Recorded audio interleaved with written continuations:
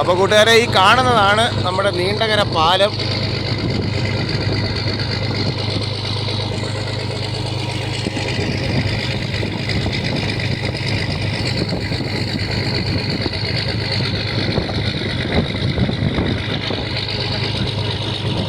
വണ്ടികളൊക്കെ മേളിൽ കൂടെ പോകുന്നുണ്ട്.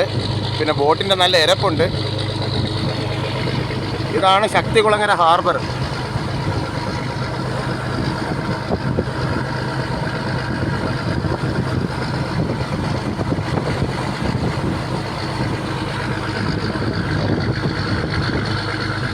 ഇത് നമ്മുടെ നീണ്ടകരയാണ്. നീണ്ടകര ജോലിക്കാരെല്ലാം ചായ കുടിക്കുകയാണ്. ഇതിന്ന് വലിക്കാനുള്ള വല നമ്മൾ പിടിച്ചു വെച്ചേക്കുകയാണ്. ഇതുവരെ സെറ്റ് ചെയ്തിട്ടില്ല.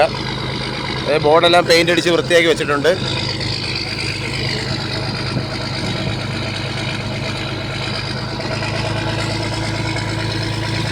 ഇപ്പോൾ നമ്മൾ കൊല്ലം അഴിയിൽ നിന്ന് കടലിലോട്ട് പോവുകയാണ്.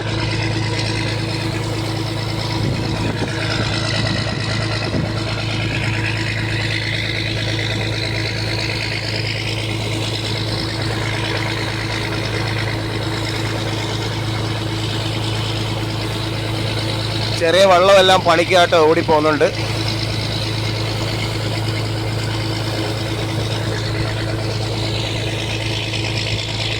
ഇവിടെയെല്ലാം നമ്മുടെ കൊക്കുകൾ വന്ന് കൂട് കൂട്ടി മുട്ടയിടുന്ന സ്ഥലം.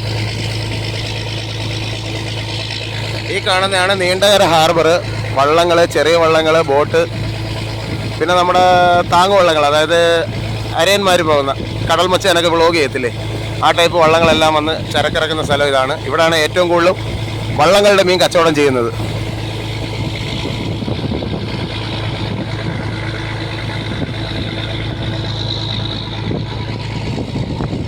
നല്ല വലിപ്പമുണ്ട് ഹാർബറിന്. എല്ലാ ടൈപ്പ് മീനും ഇവിടെ കച്ചവടമുണ്ട്. ഒരു മീൻ പോലും കച്ചവടം ഇല്ലായകയില്ല. ചൂണ്ടക്കാർ, തങ്ങൽ വള്ളങ്ങൾ, മട്ടുബോട്ട്, സിംഗിൾ പണിക്ക് വന്ന മീൻ, ബോട്ടുകൾ, ആഴ്ച പണിക്ക് വന്ന ബോട്ടുകൾ, പിന്നെ വള്ളങ്ങൾ, ചെറിയ വള്ളങ്ങൾ, താങ്ങുവള്ളം.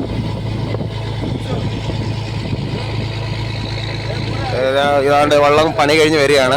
വലയെല്ലാം കോരിയിട്ട് മീനുമായിട്ട് ആ കരയ്ക്കോട്ട് പോയാണ്.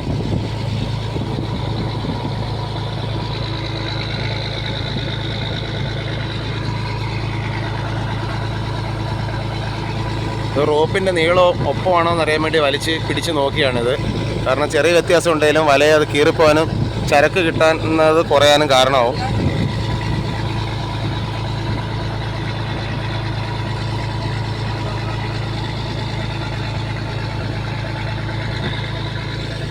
ഈ കാണുന്നതാണ് നമ്മുടെ നീണ്ടകരയിലെ പുലിമുട്ട്.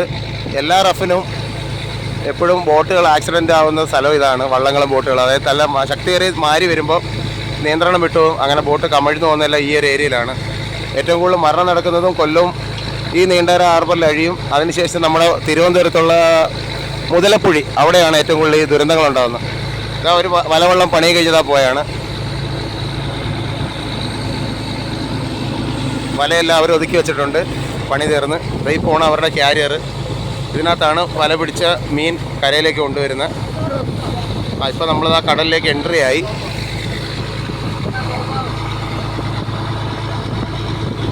ഞങ്ങളുടെ പണിക്കാർ വല സെറ്റിങ് തുടങ്ങി. അതുകൊണ്ട് എത്രയും പെട്ടെന്ന് വീഡിയോ അവസാനിപ്പിക്കണം, അല്ലെങ്കിൽ എല്ലാവരോടും എന്നെ തെറി പറയും. കാരണം ഞാനും ഇതിലെ പണിക്കാരനാണ്. ഈ ചെറിയ വെള്ളം എന്താ പണിക്കായിട്ട് കടലിലേക്ക് കയറി വരിക. അപ്പോൾ ഇതാണ് നമ്മുടെ കൊല്ലം അഴിയുടെ ഒരു രൂപരേഖ. ഇങ്ങനെയാണ് എല്ലാവരും പണിക്ക് പോവുകയും ഇറങ്ങി പണി കഴിഞ്ഞ് വരികയും ചെയ്യുന്നത്.